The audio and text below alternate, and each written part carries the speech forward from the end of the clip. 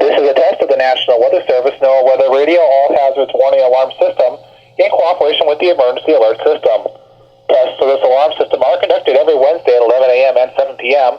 If there is a severe weather threat, the tests are postponed until the next available good weather day.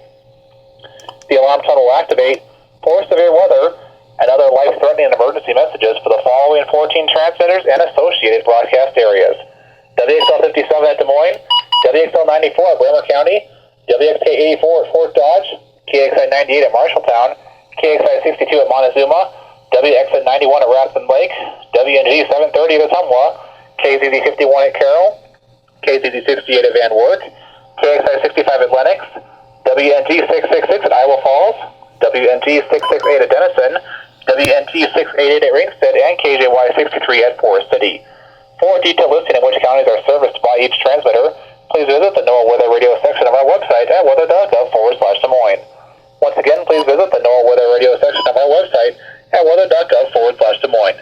This concludes our test, and we now return to regular programming.